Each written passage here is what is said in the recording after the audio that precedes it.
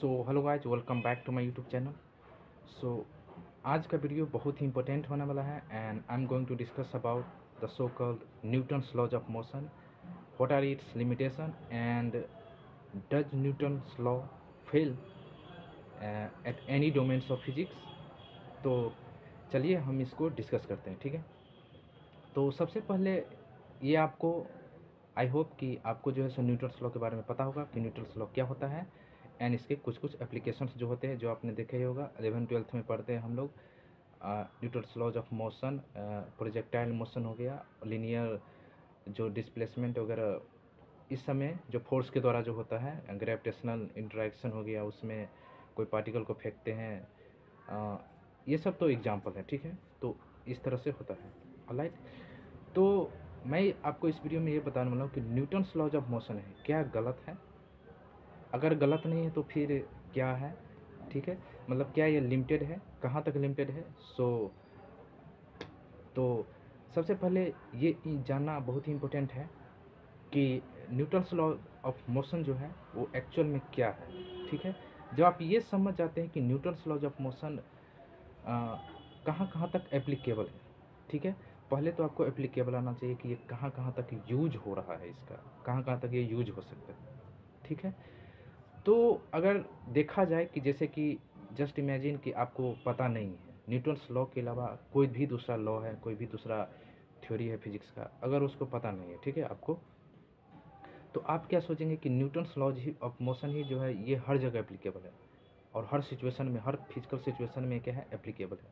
जैसे कि आप सोच सकते हैं कि कोई पार्टिकल है, कोई इलेक्ट्रॉन है, कोई चार्ज पार्टिकल है, ठीक है ना, like proton and even neutral particle like electron है, उसके मोशन को हम डिस्क्राइब कर सकते हैं। एटम है, ठीक है, उसके स्ट्रक्चर को हम डिस्क्राइब कर सकते हैं जस्ट बाई जी न्यूटन्स लॉज ऑफ मोशन, क्योंकि आप इलेक्ट्रॉन रिवॉल्व कर रहा है वहाँ पे, तो वहाँ पे भी क्या लग रहा है, इलेक्ट्रोस्टैटिक फोर्स लग रहा है, ठीक है, और वो एक सेंट्रीपिटल फोर्स के है, तो वहाँ पर भी न्यूटन्स लॉ यूज करेंगे। किसी पार्टिकल का मोमेंटम निकालना है तो हम कर सकते हैं न्यूटन्स लॉ का यूज। कोई पार्टिकल है जो कि बहुत ही हाई स्पीड से जा रहा है, ठीक है, at the 90% of the speed of light, 95% of the speed of light या 99% of the speed of light, तो आप ये सोचेंगे कि नहीं नहीं वहाँ भी यूज हो सकता है, क्यों नहीं यूज हो सकता है। न्यूटन फर्स्ट लॉ हो, सेकेंड लॉ हो, थर्ड लॉ हो या न्यूटन्स लॉ ऑफ ग्रेविटेशन हो, उसको भी हम हर जगह यूज कर सकते हैं। कोई लेबोरेटरी में एक्सपेरिमेंट होता है, ठीक है, पार्टिकल कोलिजन में, तो वहाँ भी हम यूज कर सकते हैं, ठीक है। तो अगर आप सिर्फ न्यूटन्स लॉज ऑफ मोशन के बारे में जानते हैं तो आप यही सोचेंगे ना कि it is applicable everywhere, all everywhere in the universe, ठीक है। तो लेकिन ये चीज़ है, और क्लासिकल फिजिक्स में जो है सो ऐसा ही हुआ आइंस्टीन्स की थ्योरी से पहले और क्वांटम मैकेनिक्स के पहले, ठीक है, यानी कि 19वीं शताब्दी में, ठीक है, उसके शुरुआती से पहले, 19वीं शताब्दी से पहले, जबकि न्यूटन्स, गैलीलियो एंड थर्मोडायनामिक्स इस सब थ्योरी सब डेवलप हो गया था, ठीक है। तो सभी साइंटिस्ट यही सोचते थे कि ये जो थ्योरी है ये हर जगह एप्लीकेबल है, क्योंकि उसका कोई काउंटर एग्जाम्पल नहीं ढूंढा गया था उस टाइम पे, क्योंकि उतना ज़्यादा डेवलप्ड एक्सपेरिमेंटल जो अरेंजमेंट है, जो इंस्ट्रूमेंट्स है, वो सब डेवलप नहीं हुआ था। उतने बड़ा बड़ा अरेंजमेंट एक्सपेरिमेंटल सेटअप का डिस्कवरी भी नहीं हुआ था, ठीक है, जो कि क्वांटम मैकेनिक्स, रिलेटिविटी के प्रेडिक्शन को वेरीफाई करने के लिए किया जाता है, ठीक है।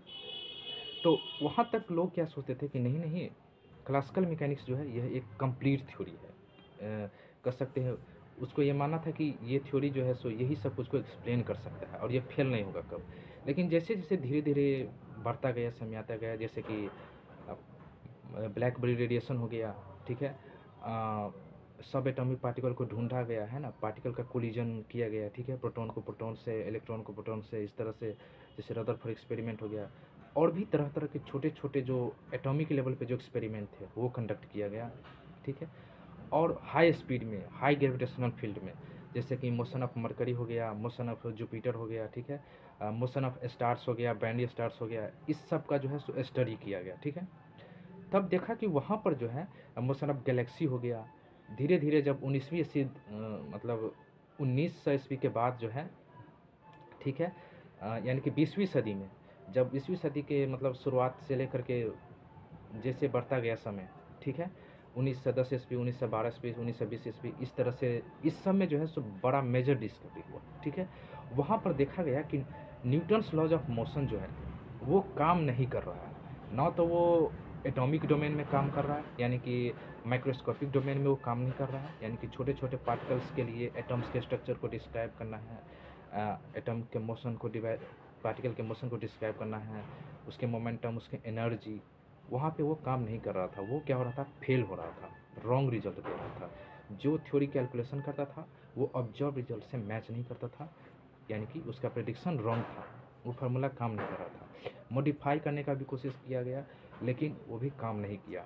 ठीक है, वही हुआ जब हाई ग्रेविटेशनल फिर हाई रिलेटिविस्टिक मोशन में जब देखा गया कि कोई पार्टिकल बहुत फास्ट जा रहा है, ठीक है, तो वहाँ पर भी जो देखा गया कि न्यूटन्स लॉ ऑफ मोशन काम नहीं कर रहा है। मोशन ऑफ स्टार्स हो गया, प्लैनेट्स हो गया। तब क्या होगा कि आप वही हुआ कि 1905 में देखा होगा कि आइंस्टीन ने स्पेशल थ्योरी ऑफ रिलेटिविटी दिया, ठीक है, फिर वही क्वांटम मैकेनिक्स का डेवलप हो गया। तो जब पहले कंट्राडिक्टिंग एक्सपेरिमेंट्स बहुत हुआ, कंट्राडिक्टिंग एग्जाम्पल्स बहुत आने लगे, तब जा कर के जो है 1905 ईस्वी में क्या है स्पेशल थ्योरी ऑफ रिलेटिविटी दिया अल्बर्ट आइंस्टाइन ने, और उधर क्वांटम मैकेनिक्स का भी डेवलप होने लगा, ठीक है, जिसमें पार्टिकल को एक्सप्लेन करने के लिए एक अलग ही तरह का entirely new branch of physics बनाया, और ये माइंड ब्लोइंग कंसेप्ट सब डेवलप किया गया, जैसे वेव फंक्शन हो गया, वेव पार्टिकल ड्यूअलिटी हो गया। ये सब एक क्लासिकल फिजिक्स के अगेंस्ट तो नहीं कर सकते हैं, लेकिन उसका कोई एनालॉगी ही नहीं था क्लासिकल फिजिक्स में। ऐसा ऐसा ये सब थ्योरी सब डेवलप किया गया। तो उन चीज़ों को एक्सप्लेन करने के लिए तो बाद में पता चला कि मतलब फिर ये पता चला कि क्या न्यूटन्स लॉ बिल्कुल ही रिजेक्ट हो जाना चाहिए, क्या हम इसको इस थ्योरी को यूज़ करना ही क्या हम बंद कर दें। तो बाद में पता चला कि नहीं, ऐसा नहीं हो सकता है, क्योंकि जो भी पहले सैटेलाइट का डेवलपमेंट हुआ, इंडस्ट्री रिवॉल्यूशन हो गया, स्टीम इंजन हो गया, फिर क्या कहते हैं और भी तरह तरह के जो जो इंडस्ट्री में काम होता था, मैकेनिक्स में काम होता था, मशीन डेवलप हो रहा है, ठीक है, इलेक्ट्रिसिटी पावर जो कुछ भी है, वहाँ पर भी बहुत जगह जगह पर न्यूटन्स लॉ का ही यूज होता था। और रॉकेट प्रोपल्शन हो गया, ठीक है, और कोई एरोडायनामिक्स हो गया, ठीक है, एरोप्लेन उड़ रहा है, तो इस समय भी जो है बहुत जगह न्यूटन्स लॉ का भी यूज हो रहा था।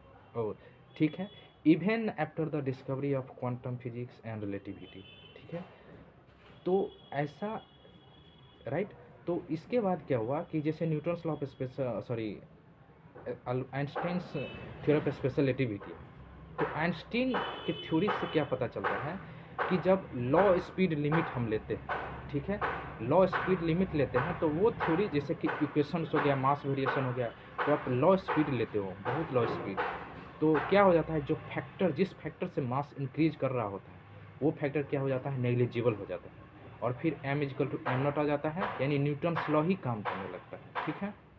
तो इसी तरह से क्वांटम फिजिक्स में भी यही हुआ कि जब देखा गया कि स्पेशल सिचुएशंस में, ठीक है, जैसे कि बहुत ज़्यादा नंबर ऑफ पार्टिकल्स है, ठीक है, अगर एक एटम को डिस्क्राइब करना है तो क्वांटम फिजिक्स हमें यूज़ करना पड़ेगा, और वैसा वैसा बिलियंस ऑफ एटम्स है, उसके मिल करके कोई एलिमेंट्स बन रहा है, कोई ऑब्जेक्ट बन गया, तो वहाँ पर क्या है, न्यूटन्स लॉ ही काम करता है, क्योंकि जो पहले जो थ्योरी डेवलप किया गया, नया नया थ्योरी जो आया, और उसको जब स्पेशल केस लिया गया, लॉ स्पीड केस हो गया, लॉ ग्रेविटेशनल फील्ड हो गया, ठीक है, लार्ज नंबर ऑफ पार्टिकल्स हो गया, जो कि क्लासिकल डोमेन में पाया जाता है, तो वहाँ पर क्या होने लगा ना कि रिड्यूस हो गया, जो भी नया नया थ्योरी था उसका कैलकुलेशन क्या हो गया, रिड्यूस हो गया, ठीक है, और वो क्या हो गया, जो रिजल्ट न्यूटन्स का थ्योरी देता था वो रिजल्ट वो नया थ्योरी भी देने लगा। तो इससे ये पता चल गया कि Newton's law of motion should not be rejected, ये जो है ये स्पेशल केस के लिए ही वैलिड है, ठीक है। तो आज भी जैसे मोशन ऑफ अर्थ हो गया, मोशन ऑफ बहुत सारे स्टार्स हो गया, ब्राइनियर स्टार्स हो गया, उसमें भी अभी हम केप्लर्स लॉ यूज करते हैं, यानी कि न्यूटन्स लॉ ऑफ ग्रेविटेशन हम यूज करते हैं। रॉकेट का प्रोपल्सन हो गया, ठीक है, मोशन ऑफ कार हो गया, मोशन ऑफ प्रोजेक्टाइल हो गया, इस तरह के बहुत से ऐसे चीज़ें हैं जो अभी भी न्यूटन्स लॉ ही हम यूज करते हैं। तो यानी कि इससे आपने ये सीखा कि न्यूटन्स लॉज ऑफ मोशन है वो गलत नहीं है, वो स्पेशल केस में ही क्या करता है, वो काम करता है, वो अच्छा रिजल्ट देता है, हमें करेक्ट रिजल्ट देता है। और जब हाई स्पीड आ जाता है, बहुत ही स्मॉलर पार्टिकल्स आ जाता है, ठीक है, या फिर एक अलग तरह का जैसे लाइट हो गया, ठीक है, लाइट के लिए भी न्यूटन्स ने थ्योरी दिया था, वो भी गलत साबित किया गया, क्योंकि न्यूटन्स ने जो कॉर्पस्कुलर थ्योरी ऑफ लाइट दिया था वो पार्टिकल का जो कंसेप्ट दिया था ना, वो मैकेनिक्स से ही उसने लिया था कि उसके पास कोई एक शेप होगा, कोई एक फिक्स साइज होगा, फिक्स मास होगा उसका, वो एक किसी दीवार से टकराएगा तो बाउंस करेगा, ठीक है, वो पास नहीं कर सकता, वो बाउंस कर सकता है, जबकि क्वांटम मैकेनिक्स में ऐसा नहीं होता है, ठीक है, एक इंटायरली न्यू कॉन्सेप्ट है। तो ये चीज़ें हैं, तो जो भी न्यूटन्स लॉ के कॉन्सेप्ट है वो should not be rejected, they are not wrong, they are just limited to a specific case, to a special case of physical situations, है ना। तो ये चीज़ें हैं, तो आई होप आपको ये समझ में आया होगा कि न्यूटन्स लॉ मोशन जो है they are not wrong, they are not incorrect, they are limited to specific physical situations, ठीक है। जब हाई ग्रेविटेशनल फील्ड स्टेट जैसे कि न्यूट्रॉन स्टार हो गया, ब्लैक होल हो गया, उसके कुछ इफेक्ट्स को कंसीडर करेंगे तो वहाँ पे वो गलत रिजल्ट देता है। मोशन ऑफ गैलेक्सीज हो गया तो वहाँ पे न्यूटन्स लॉ काम नहीं आता है। मोशन ऑफ इलेक्ट्रॉन हो गया, एटम्स हो गया, फोटोइलेक्ट्रिक इफेक्ट हो गया, इस सब में जब आप छोटे छोटे पार्टिकल्स के लिए अप्लाई करते हैं तो वो काम नहीं आता है। और जब वही चीज़, वैसा चीज़ जो रिड्यूस होकर के क्या होता है कि क्लासिकल वर्ल्ड से मैच कर जाता है। जैसा कि हमारा बॉडी बना हुआ है, ये क्लासिकल वर्ल्ड से मैच कर रहा है। हमारे पास बहुत ज़्यादा मास है, बहुत billions and trillions of particles हैं हमारे बॉडी में, है ना। तो ये क्लासिकल वर्ल्ड से क्या हो रहा है, ये मैच हो रहा है, ठीक है। तब क्या है, हमारे लिए न्यूटन्स लॉ लागू करता है। हम आप दौड़ रहे हैं, आप छत पर से गिर रहे हैं, कितना वेलोसिटी से आप गिरे, कितना फोर्स लगेगा तो आपको पुल किया जाएगा, पुश कर सकते हैं। तो ये चीज़ें हैं। तो जो रिजल्ट, हम तो बने हुए हैं क्वांटम वर्ल्ड से, लेकिन वही जब क्वांट ट्रांसफॉर्म हो जाता है किसमें, क्लासिकल वर्ल्ड में, ठीक है, due to large number of particles या ड्यू टू हैवी मास, ठीक है, whatever there may be other reasons as well, तब जाकर क्या होता है, वो क्लासिकल फिजिक्स का ही कॉन्सेप्ट हम एप्लीकेबल हो जाता है, ठीक है। So that is the reason Newton's law should not be rejected, they are correct only in specific case, that is in macroscopic world, not in extreme environment. What I mean to say, extreme environment में नहीं। अब जैसे देखोगे सन है, ठीक है, सन है तो अब लोग ये तो क्लासिकल वर्ल्ड में ही आ जाता है क्योंकि उसके पास बहुत नंबर पार्टिकल्स है, बहुत ज़्यादा मास है, लेकिन वहाँ पर ग्रेविटेशनल फील्ड है, ग्रेविटी जो है वो न्यूटन्स लॉ को भी हर जगह सपोर्ट नहीं हुए, वीक ग्रेविटेशन फोर्स नहीं है। जैसे अर्थ है ना, तो अर्थ का ग्रेविटेशनल फील्ड क्या है, वीक है, इसका gravitational acceleration due to gravity क्या है, 9.8 मीटर पर सेकेंड स्क्वायर। और वही सन का ले लो तो उसका बहुत ज़्यादा हो जाता है, ठीक है। तो उसके कंपेयर में न्यूटन्स लॉ हर जगह काम नहीं आता है। जैसे मोशन ऑफ मरकरी हो गया, वहाँ पे काम नहीं आता है न्यूटन्स लॉज ऑफ मोशन, ठीक है। फिर वहाँ पे हमें नए Einstein's theory of gravitation use करना पड़ता है, ठीक है। तो ये बातें हैं, ठीक है। तो एक्सट्रीम कंडीशन होता है, भले ही मैक्रोस्कोपिक हो, और एक्सट्रीम कंडीशन आ गया, हाई ग्रेविटेशनल फील्ड आ गया, लार्ज वेलोसिटी आ गया, तो भी नहीं काम करता है न्यूटन्स लॉज ऑफ मोशन। अगर स्मॉलर पार्टिकल्स है माइक्रोस्कोप तो भी नहीं काम करता है। तो करता कहाँ है, वो एकदम मिडल में काम करता है, ठीक है। जब बॉडी का साइज क्या हो, मीडियम साइज में हो, ठीक है। जैसे साइज ऑफ अर्थ हो गया, size of car, size of ये इस लेवल का हो, उसका स्पीड भी बहुत ज़्यादा नहीं होना चाहिए, और उसका साइज भी बहुत हैवी, जैसे कि न्यूट्रॉन स्टार हो गया, ब्लैक होल हो गया, वैसा भी नहीं होना चाहिए।